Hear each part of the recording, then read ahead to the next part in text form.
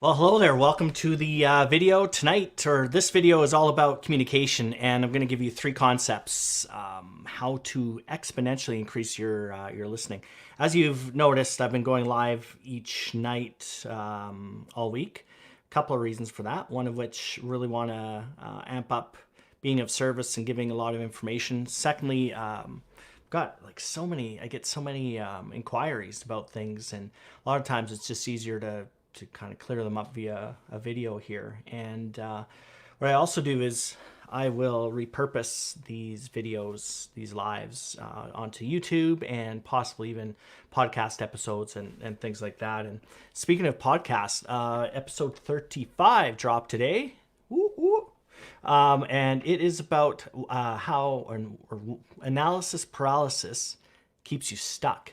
And the whole premise of the episode, available obviously on Apple or if you just follow the link ddbapplepodcast.com, that'll take you to the Apple page. It's also on Google and Spotify. So here's fancy dancy stuff for you. ddbgooglepodcast.com will take you straight to the page, or else ddbspotifypodcast.com. So I want to say hi to Kara and Mike. So yeah, really, it's been a great week. It's been a really good week. I've received a lot of awesome feedback. And the whole idea of these lives is to give you as little theory and academics as possible, because one of the pillars of my transformational leadership method is execution, pillar number 3. So if you can't actually do it, like if you can't execute or implement what we're talking about, then what's the point? And I rail against long, thick books and us needing to read and watch tons of material on leadership, when frankly, reading books won't make you a better leader. What makes you a better leader is doing things and finding out what works, what doesn't, and following methodology or folks that have done leadership and execute on it each and every day. So all week we've been really hitting on those tactics, and they're all kind of encapsulated by those three pillars of my transformational leadership method. The self-mastery. So if you can't control what happens on the inside. So when we talk about stress management, that's what we're talking about. Positive influence. So last video, we talked about respect influence, and we'll be this all started with the self-coaching model, which is a form of self-mastery as well. This video is all about communicating effectively. So again, not a ton of background theory and kind of fluff. We're going to be getting right into it. And I'll be giving you 3, like I said, very, very specific and very simple things to do, but not easy, just like everything around leadership. So quick review, and then we'll kind of dive into the communication portion. So we'll just go through what we've covered off all week here, and then we'll dive into the communication part. So this is the self-coaching model, as I've talked about throughout all of the videos, and we'll continue to explore each layer here. And I've just lined up a podcast guest that is an absolute genius when it comes to the circumstance and the thought portion, and how we're able to really shift our thoughts using some very simple techniques and whatnot, and also reprogram our subconscious, which is extremely powerful. So the self-coaching model typically starts with the circumstance. As I've said before, the circumstance it's neutral. It's neither good nor bad. It's a fact. Then the circumstance triggers a thought, and the thought is typically a single sentence, and that's where we start to apply judgment to it, and that's where we start to assign meaning to it, both good and bad, but typically we assign bad more times than not, and that's kind of our default setting, unfortunately. So then once we have that thought, it generates a feeling or an emotion, and then once we have that emotion, we have an action. So that emotion drives some sort of an action, and then we get a result. That is the self-coaching model.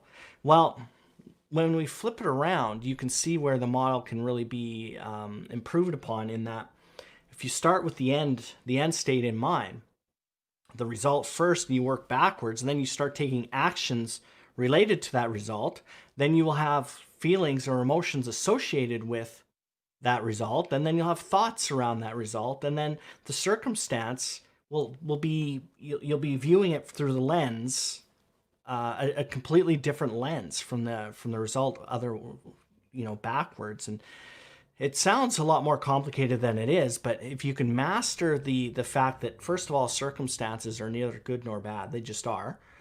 It's us that attach meaning to it. And then having that thought, and having a positive thought, an empowering thought, a good, respectful thought, that goes a long ways to getting a good result as well. So that's self-coaching model. As I said, we'll be spending a ton of time on this. And if you're having a bad day, you can go back through and troubleshoot. Hey, what happened to me today? Okay, perfect. Now, what was my thought around that? Just start there. And like I've said all week, just start with the awareness phase, and you'll see how many times your thought process starts off in a negative way. So then we have now our next portion, which is stress. So what is stress? Stress is a reaction to a threat, and it's a physiological, biological kind of cacophony of chemicals and hormones that dump into our system that allow us to fight, flight, or in some cases freeze. What I'm showing you here is the stress curve, or Yerkes-Dodson stress curve of human performance. And you see on the left-hand side the performance, and then on the bottom is stress. Well, without any amount of stress, we see boredom and complacency, and our performance, frankly, isn't anything to write home about at that point. As we increase the level of stress, our performance will increase to the point where it will reach its apex somewhere along the line, and that's what we call in the zone, or peak performance is right there. Now, what you notice with the performance curve, or the stress curve, is that as we increase stress, we will actually see a crashing, and it's what I call the cognitive and emotional danger zone. And while the curve in the graphic is rounded, that is not typically how our performance declines. That's not how our cognition declines. It's not at a nice slow rate. It's typically like a crashing and a burning. So it's important to recognize that our stress curves can be different on any given day, right? Like if I'm having a lot of problems, or I'm not sleeping well, or whatever that is, I have a lot of background stress, then I may actually reach peak performance way sooner under less stress than normally if I was eating healthy and I was sleeping well and everything's going well. So you have to be very, very aware that this isn't a static thing, and that as a leader, you have to manage everybody's stress curve on your team, including your own. Really, really important. Now, how do we do that? Well,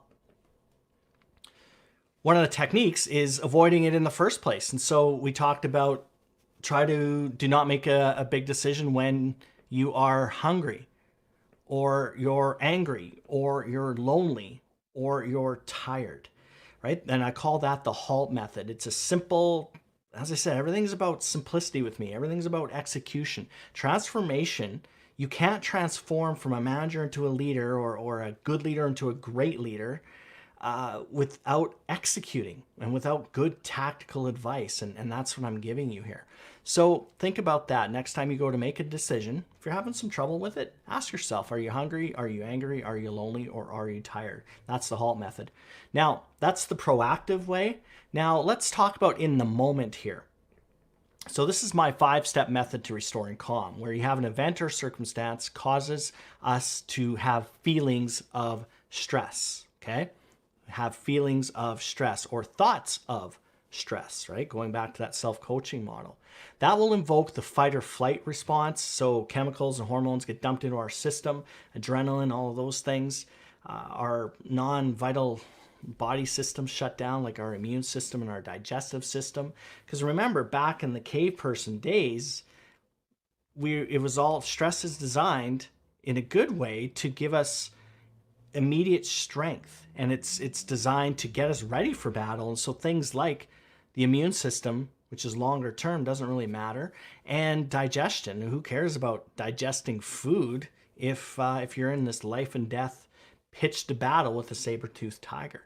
So it makes complete sense. But as I said, as society has evolved, we don't have saber-toothed tigers anymore, but the threat has changed to things like credit card bills, relationship problems, death in the family, pandemics, you name it.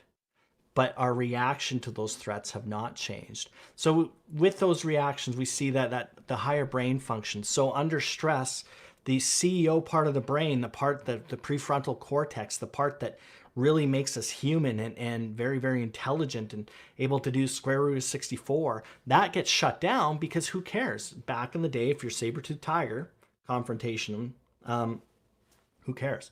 Right? Who cares about the square root of 64? Who cares about the fact that I can make a wheel? Saber-toothed tiger's not impressed with that. So that's what happens. So the CEO leaves and the primitive part of our brain is in charge. And essentially what happens is we become no different than our cave person ancestors in a lot of cases in terms of our sophistication. And so that's important to recognize. So that's what happens leading up to it. But what are we going to do about it? This is the 5-step method. First, recognize that you are stressed or having feelings of stress. Recognition is the first step. Absolutely 100%. So important. You pause. And remember I talked about the Pine Lake tornado example a couple nights ago where I came over the crest of the hill and there's just all of this death and destruction right in front of me. And again, it's a feeling I've felt with Hurricane Katrina, Hurricane Rita, floods in southern Alberta many times, the Fort Mac wildfire. Most recently, I was up there responding for the floods and almost 500 search and rescue missions. There has typically been this experience or this defining moment that said, wow, okay, let's do this. And so what I do is I recognize that, I pause, I take 2 deep breaths, deep breaths. And then if that doesn't really help, I go into what I call, or what is called, box breathing. Box breathing, mindful breathing, yoga breathing. There's been all sorts of titles associated with it, but I like the term box because, I'll just get right into this here. You inhale through the nose for 4 seconds. You hold it for 4 seconds. You breathe out through the mouth for 4 seconds, and then you hold. You don't breathe in for 4 seconds, and then you start again. You inhale through your nose for 4 seconds. You hold it. Breathe out through your mouth for 4 seconds, wait for 4 seconds, and repeat. And you can play around with that variation, whether it be 3, 3, 3, and 3, or 6, whatever that looks like. But 4 is a good base because remember, this actually, it's not BS mumbo jumbo. This exact cycle will trigger your parasympathetic nervous system, your PNS, which is the opposite system to the system that gets us into stress or that is triggered by some sort of a threat. So that one is putting the foot on the gas, the sympathetic nervous system. The parasympathetic is the one that stops us and calms us down and brings our heart rate down, brings our breathing down, stops the release of all of those chemicals. And so it's not just Daryl jabbering on here. This is actually biological, neurological. So, and it works. It works. So here again, this is just another graphic on what box breathing looks like. And it's very, very straightforward. As I said, for me, it's all about it's all about simplicity. And yep, Hank, this is absolutely the live session. I'm just going through a review of what we've covered off throughout the week. And I'm about to get into 3 concepts or techniques to really improve your communication. So thanks for joining. And Kara and Mike, thank you for joining as well. I can only see visitors on certain platforms and certain pages. So if I haven't mentioned you, I apologize. But I do see all the comments. So feel free to leave a comment if I haven't said your name and just say hello. And then I can at least acknowledge you because you're joining us here. You're taking some time out of your schedule. So thank you for that. All right. Then we talked about respect. And this is so important. And so many people talk about this on how difficult it is to get respect because they just can't get their mind around the fact that we have to give respect first and then receive it. Okay. And the reason that respect influence is so important and why so many people talk about it is because there are multiple influences, sources of influence or sources of power when it comes to leadership. Basically, why would anyone follow you? Why would you be able to influence anybody? Well, it starts with that position power, which is literally just that. It's your position within the org structure, it's your stripes, it's your seniority, whatever that is, you have influence over other people just kind of by default. And then we have what we call discipline influence or discipline power, where I have influence over you because I have the ability to punish you essentially or levy discipline of some kind. And then we go on to reward influence. So we have position, then we have discipline, and then we have reward. And I will have influence over you because I have the ability to reward you with a promotion maybe or accolades or whatever that is. So I will have a certain amount of influence over you, and that's why you'll follow me. And then the fourth one is expert influence. So if you have somebody that has a particular expertise in an area, like a subject matter expert, they have a lot of influence, or at least could or should, because they are experts in a particular field that may be relevant to solving certain problems. So as a leader, if I have a lot of expertise, or even not even as the leader, I will actually be given a lot of leeway. I'll be able to influence many people because I'm an expert in a particular area. And then the last one is that respect influence. And that is by far and away the most powerful. So if we can get to respect influence, that is where leadership really starts to go. You'll have a team that follows you through hell basically, and will be solving problems for you, problems that you don't even know. They'll support you like crazy. So respect is absolutely where we want to go. But one of the ways we don't get it is by still leveraging this old model. And that old model is very leader centric. The leader at the top of the pyramid and the entire team works for them and feeds them information and helps them and all of those other things. That's the old school approach to leadership, but the new model is flipping it around completely. So if you want to erode your respect, be leader centric, be bombastic, be egocentric, and all of those other things, and make sure that everyone knows they work for you. If you want to erode respect influence, that is a really good way of doing it. Ultimately, your goal, as we've talked about, is to create safety, psychological safety. There's a whole bunch of reasons for that, but one of the main reasons is when people feel safe psychologically, then their stress levels are down. And we've already talked about just earlier, under stress, we don't make good decisions. We are risk averse. It becomes more about us, ourselves, rather than other people. And it's just not a healthy long-term workplace if you have a leader that is constantly berating or intimidating or bullying, even if they don't mean that, even if they don't mean to, that has a very dire impact on the team. So you have to create psychological safety for your team. That's what you're trying to do. So that's kind of the precursor or one of the elements that you need in place for respect influence as well. Now, a couple things that you should not do. One is micromanage. That is the exact opposite of respect. Because when you're micromanaging, you are telling the person that you are micromanaging that you don't respect them, that you don't trust them. And I hear all the time, very few people will describe themselves as micromanagers, very few, if any. You'll hear words like I'm detailed, I'm results oriented, or I'm detail oriented, I'm hands on, those sorts of things, but I'm not a micromanager, Daryl. Yeah, you are.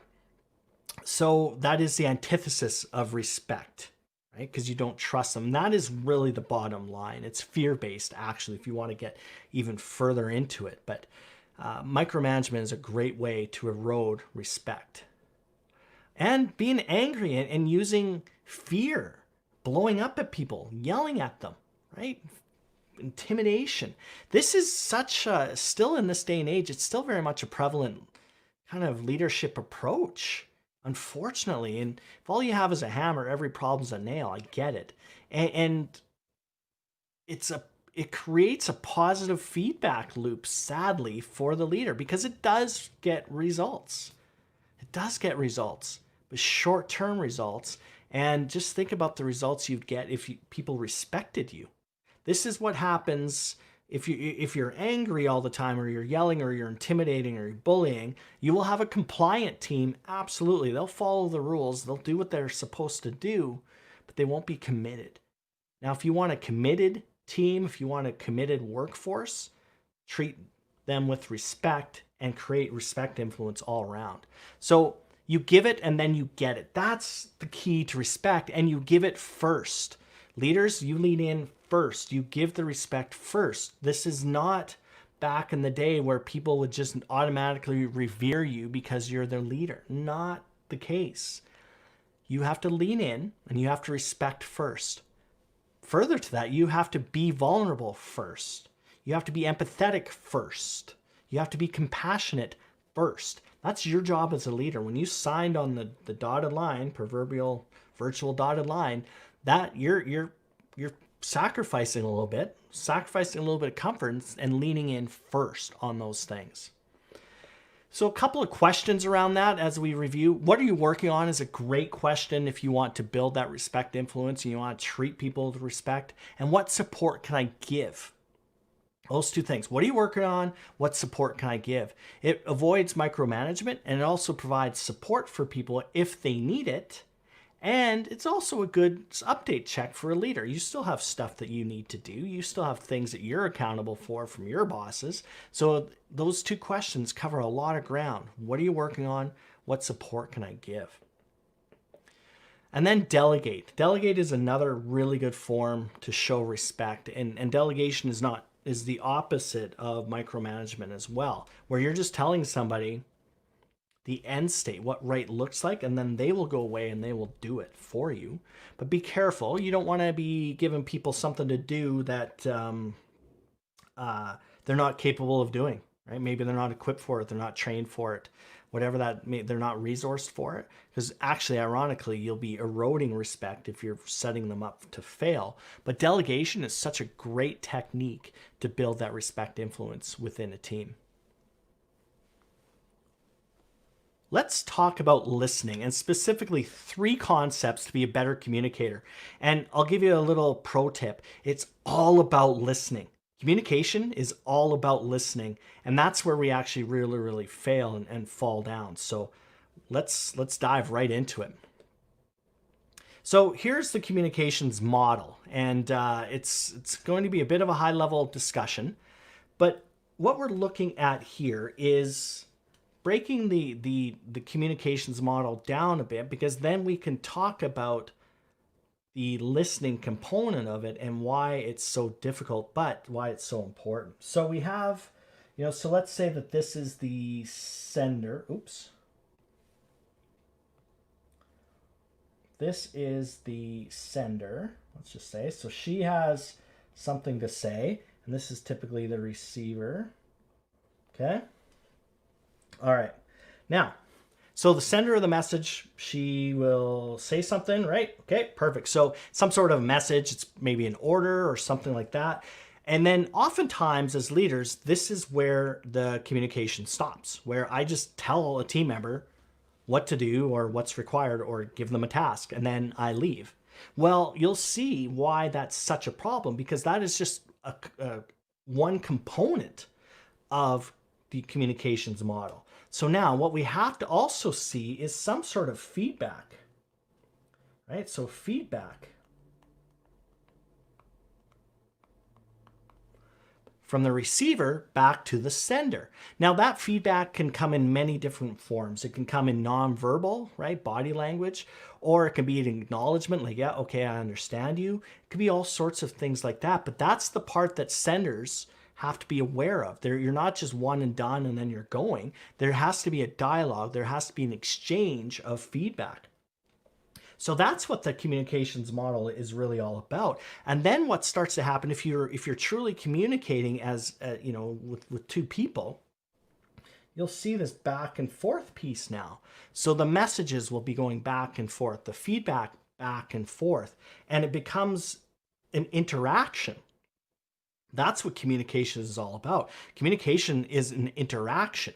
So it's important to recognize that there's a lot to it. And so it's not just about me telling somebody what to do. It's about this interaction, this feedback, this messaging back and forth, and so on. Really, really important. But the piece that we typically miss is this one right here.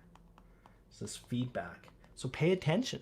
Pay attention. And this is why email is one of the worst ways, or text is even worse, because there's no nuance to the communication like it is face to face. So that is the communications model, and why it's so important to understand it at a bit more of a higher level.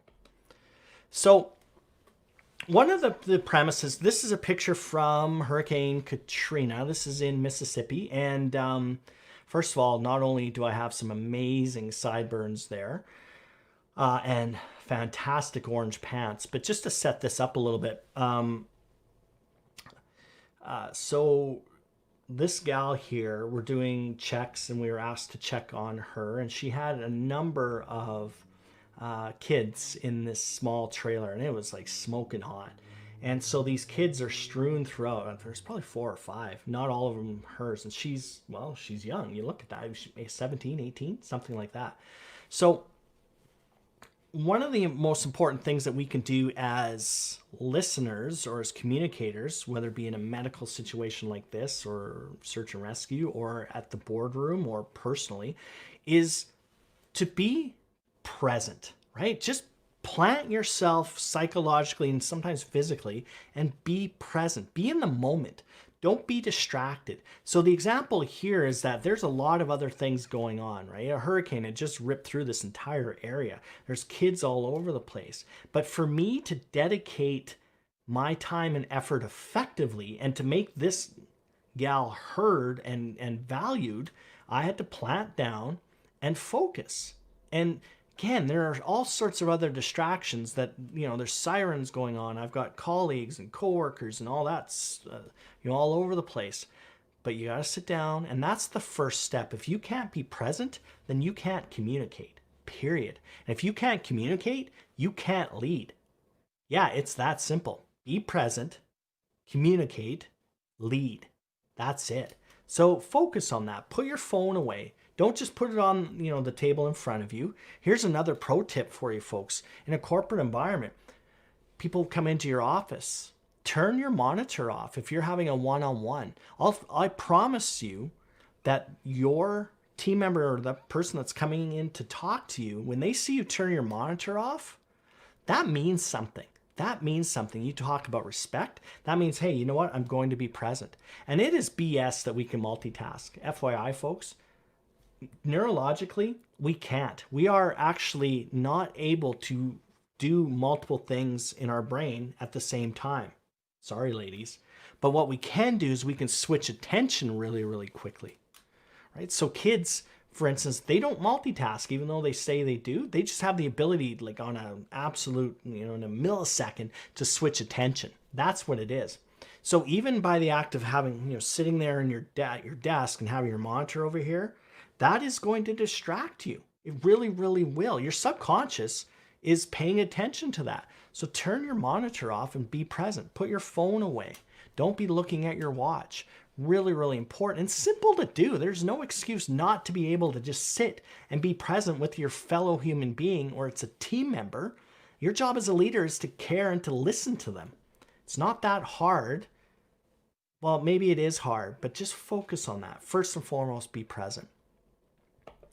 Now I'm going to give you a couple of techniques. The first one is what we call, it's around active listening.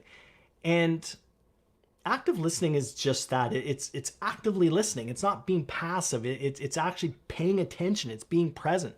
And so one of the techniques is this one, restatement. And as facilitators, I know I facilitate a ton and lead a lot as well. And restatement is simple. All I'm doing is paraphrasing. So all I'm doing is, okay, what I'm hearing you say is this. That's it. That's what it is. And so when I say that, if we were to go back to this model here, okay, so let's say that, let's erase all of it. So we've got the message here, the feedback, right? So there's the answer. So we have a question, we have an answer back. And then this person can restate. Okay, so I asked you something, you had answered. So what I'm hearing you say is this. This person now has the opportunity to say, yeah, that's right, or correct it. See how the model comes into play here with restatement and why communication is so important, but it's also very, very difficult? Because I ask you something, you answer, I can just restate it to make sure I understand it. What it also does actually is by you hearing it and then having to restate it, throws it into a different part in your brain. It goes from the auditory part into the verbal part. So there has to be a processing. It's a bit of a hack for your brain. So your brain has to process to translate it from what it heard to what you're saying. So it actually works really, really well neurologically.